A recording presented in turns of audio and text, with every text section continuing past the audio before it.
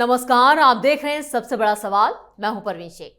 पश्चिम बंगाल की राजनीति में इस वक्त सबसे बड़ा भूचाल आया है। आईपैक के ठिकानों पर ईडी रेड से आग बबूला ममता ने अमित शाह को धमकी दी है। उन्होंने एक पेन ड्राइव का जिक्र कर शाह को चेतावनी देते हुए कहा कि मेरे पास दिल्ली में बीजेपी के सीनियर नेताओं तक के कोयला घोटाले की रकम पहुंचने के सबूत हैं। इस बीच ईडी से टकराव का मामला सुप्रीम कोर्ट भी पहुंच गया। कलकत्ता हाईकोर्ट में आईपैक को कोल स्कैम केस की सुनवाई टलने के बाद ईडी ने सीधे सुप्रीम कोर्ट का दरवाजा खटखटा दिया।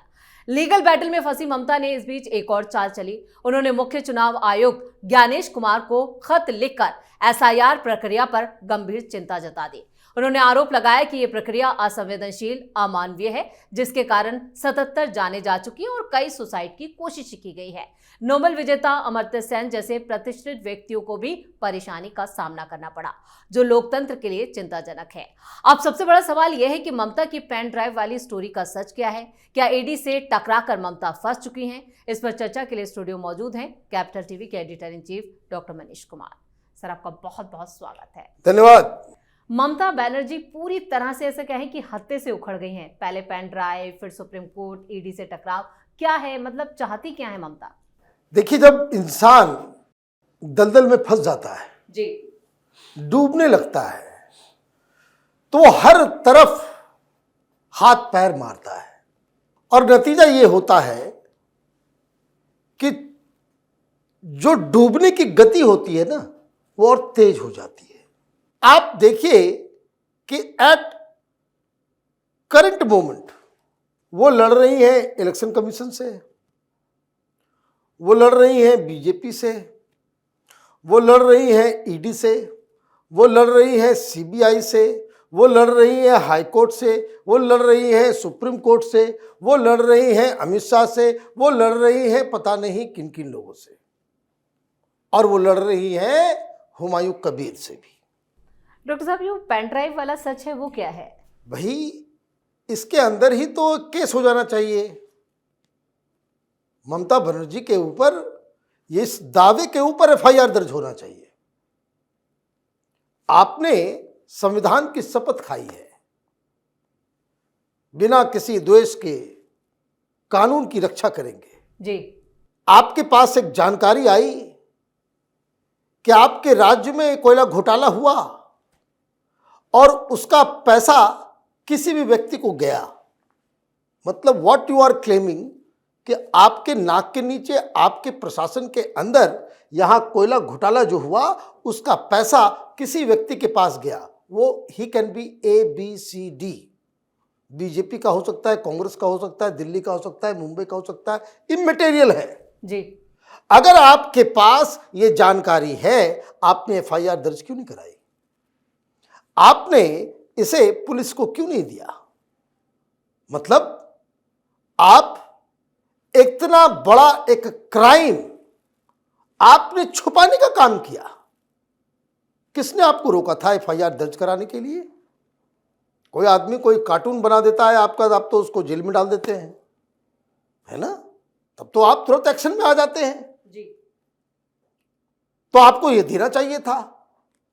और उसके अलावा जब आपके भतीजे, आपके परिवार वाले इसी कोयला घोटाला में ईडी सीबीआई उससे पूछताछ कर रही है, उस दौरान ये पेन ड्राइव जो है वो क्यों नहीं दिया? है ना? ऐसा लग रहा है कि टीएमसी के लोग जो है ना, आजकल वो मिस्ट्री और जासूस वाला नॉवेल ज्यादा पढ़ने लग गए हैं, इसलिए इस तरह का तमाशा कर रहे हैं। आपके इस पेन ड्राइव का कोई वैल्यू नहीं है अनटिल अनलेस, अगर अभी भी है तो अभी भी आप प्रेस कॉन्फ्रेंस करके बता दो। ये झूठी बात है। ममता बनर्जी के पास अगर इस तरह का कोई भी सबूत होता, जिस दिन उनके भतीजे, उनकी पत्नी, उसके ऊपर जब ईडी आई, सीबीआई आई, उसी समय वो ममता बनर्जी जो है वो उस बड़े बीजेपी की लीडर का जो है वो नाम खोल दी होती। बिल्कुल। भाई, क्यों नहीं खोला? आपको खोलना चाहिए ना। आप खोलोगे तो और भी बहुत सारा चीज खुलेगा। ऐसा थोड़ी है। लोग, भाई, वो कहते हैं ना कि पत्थर वही मारे जिसका घर शीशे का नहीं हो। तो आपको ये काम करना चाहिए था। लेकिन ये क्या है? ये डायवर्सन है, भटकाने की कोशिश। भटकाने की कोशिश है। She is trying to play victim. She is a very smart politician. Bharatiya Janata party को इनको हैंडल करने के लिए एक ही तरीका मैं बता रहा हूं, अदरवाइज आप इस तरह के व्यक्ति को आप हैंडल कर ही नहीं सकोगे। You will have to fight TMC on the street. सड़क पे उतर के उसको खदेड़ना पड़ेगा, तब जाकर के ये घुटने टेकेगी, अदरवाइज आपको नचाते रहेगी। अभी क्या है, अमित शाह को क्यों पता नहीं क्या क्या गालियां, क्या क्या चीज क्यों टारगेट किया जा रहा है? क्योंकि ये सरकार को हटाना, वहां पे पुलिस लगाना, वहां पे सीआरपीएफ लगाना, वहां ये सारा गृह मंत्री का काम होता है। यह अमित शाह नहीं, कोई भी गृह मंत्री होता उसको वो टारगेट करते, उसको वो टारगेट करती। दूसरी चीज, शी नोज इट कि लक्ष्मण रेखा उनसे क्रॉस हो गया है। किसी भी वकील से आप बात कर लीजिए, ये तो पनिशेबल है, इमीडिएट अरेस्ट है इसमें, कोई इसमें लाग लपेट नहीं है। और अगर सही मायने में अगर देखिए न्याय, कोई ऐरा गहरा नथु खेरा इस तरह की गलती कर दे जी, तो आदमी 2 मिनट के लिए सोचेगा भी कि जानकारी नहीं होगी, गुंडा है, बदमाश है, ये है, वो है। आपके ऊपर तो ये दायित्व है कि केंद्र की कोई टीम वहां पे आ रही है तो उसकी सुरक्षा देना। हम तो डूबेंगे सनम, तुमको भी ले डूबेंगे।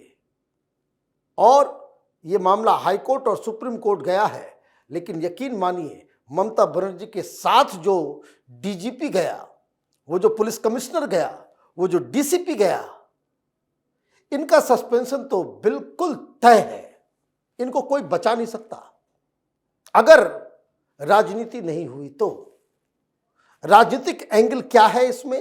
राजनीतिक एंगल यही है कि हमको विक्टिम खेलना है, कि हम देखिए, हमको सारे लोगों ने जो है हमको मेरा स्ट्रेटजी चुरा रहा था। भाई स्ट्रेटजी बन गई क्या? जनता को देखिए, मैं तो देखता हूं बड़े बड़े पत्रकार डिफेंड करने में लगे हुए, रवीश कुमार टाइप जिस तरह के लोग, सब माने मूर्खों की बारात है इस देश के अंदर में। क्या बोल रही है कि सारा उठा के लेकर के चला गया, BLA1 BLA2 ये सब की लिस्ट लेकर के चला गया, वो हमारा लिस्ट था वहां पे। अच्छा, ये खुफिया जानकारी है क्या? खुफिया जानकारी है। हर पॉलिटिकल पार्टी को मालूम होता है कि फलाना बूथ में BLA कौन है, किस पार्टी का कौन है जी, कहां कौन किसका। भाई हमारा वोटर लिस्ट का ये, भाई वोटर लिस्ट तो ऑनलाइन है। भाई क्या चुराया? हमारे उम्मीदवार का नाम चुराया। अरे भाई उम्मीदवार अभी डिक्लेयर कर दिया क्या? डिक्लेयर हो गया क्या उम्मीदवार? और इतनी चिंता थी तो आपको एक तरीका होता कि आप मुख्यमंत्री हैं, आपके पास वहां पुलिस है, प्रशासन है, कोई अभी तक ये नहीं कहा। ममता बनर्जी की भी हिम्मत नहीं है कहने की। वो पेन ड्राइव जरूर दिखा रही हैं, लेकिन मुंह से एक शब्द नहीं बोल पा रही हैं कि ये कोई क्लेम कर ले कि आईपैक को इस हवाला रैकेट से जोड़ना गलत है, हवाला ट्रांजैक्शन से आईपैक का कोई रिश्ता नहीं है। Did you here that? किसी ने कहा अभी तक? कह रही कि मैं मुख्यमंत्री के तौर पर, टीएमसी के चीफ के तौर पर मैं वहां गई। तो टीएमसी के चीफ के तौर पे आप ये काम कर देंगी? हैं? तो आप टीएमसी के चीफ के तौर पे गई थी, दोनों आपके रंगरूट, ये डीजीपी और सीपी, वो किस लिए गया था? वो टीएमसी का कार्यकर्ता के रूप में गया था। वो किस अधिकार से गया था? और टीएमसी के चीफ और टीएमसी के रंगरूट बनकर भी आप गए, तो कानून नहीं टूटा क्या? कानून नहीं टूटा क्या? तो ये कि बार बार इनको छोड़ दिया जाता है। राजनीति ऐसी है कि सारे लोग जो दिक्कत क्या है, देखिए 100 बात की एक बात बताता हूं। प्रधानमंत्री मोदी वो डीप डाउन उन्होंने तय कर लिया है कि आर्टिकल 356 किसी जगह पे किसी राज्य में कोई चल रही सरकार है, वो राजनीतिक वजह से हम किसी सरकार को नहीं गिराएंगे, ये कलंक हम अपने सिर पे नहीं रखेंगे। ये प्रधानमंत्री मोदी की सोच है, उसी का ये लोग फायदा उठाते हैं। ये क्या कर लेगा, क्या कर लेगा कोर्ट? भाई सुप्रीम कोर्ट में मामला चला गया है, आज सुनवाई होगी, 2 सोमवार को सुनवाई होगी, कभी भी होगी। बिल्कुल। एक बात मैं बता देता हूं, और मैं चाहता हूं कि I should be proved wrong, but I know I will not be proven wrong. न सुप्रीम कोर्ट न हाई कोर्ट, दोनों में से कोई कुछ नहीं करेगा, गोलमोल मामला खत्म कर देगा। ममता की तरफ से भी कैविएट दाखिल की गई है, उससे कुछ नहीं होता। कैविएट तो डालते रहिए, लीगल पचड़े में चला जाएगा। कैविएट डालने से क्या होगा? सुप्रीम कोर्ट भी कहेगा भाई नोटिस दे देते हैं, जरा उनकी भी बात सुने। कपिल सिब्बल और मनोज सिंघवी की दुकान भी तो चलनी है जी। वो सुनवाई पे सुनवाई, तारीख पे तारीख, तारीख पे तारीख, तारीख पे तारीख।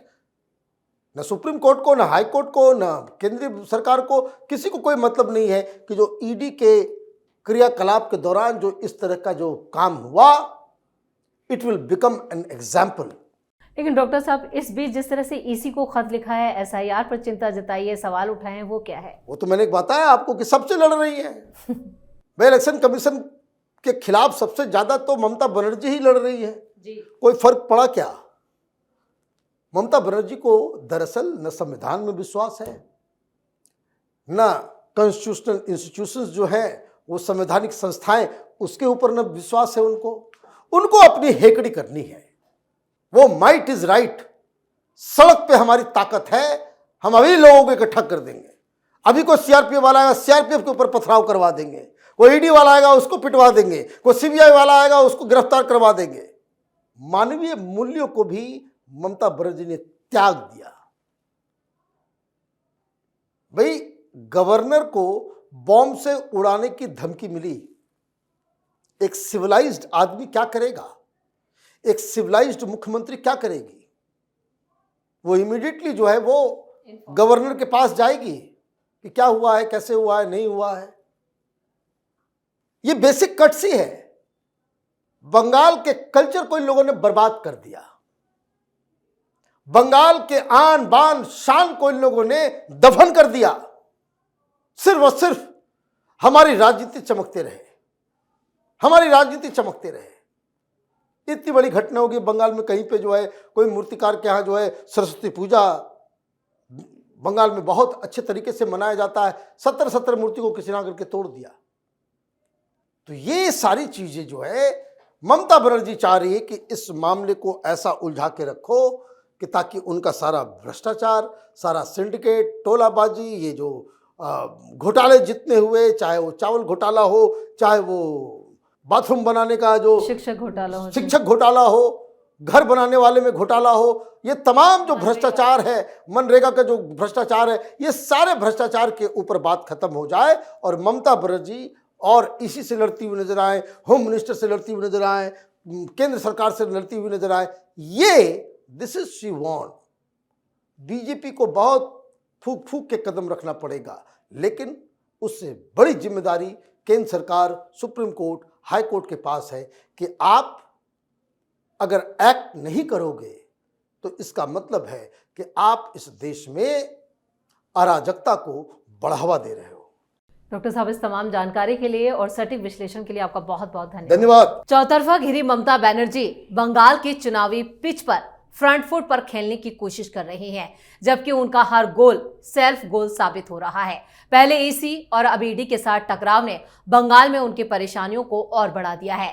अब मामला लीगल बैटल में भी फंस चुका है। देखना होगा कि ममता इससे पार पाती हैं या फिर अपने ही बनाए जाल में उलझ कर रह जाती हैं। इस खास शो में इतना ही। वीडियो कैसा लगा कमेंट करके अपनी राय जरूर दें। वीडियो को लाइक करें, शेयर करें और कैपिटल टीवी को सब्सक्राइब जरूर करें। धन्यवाद।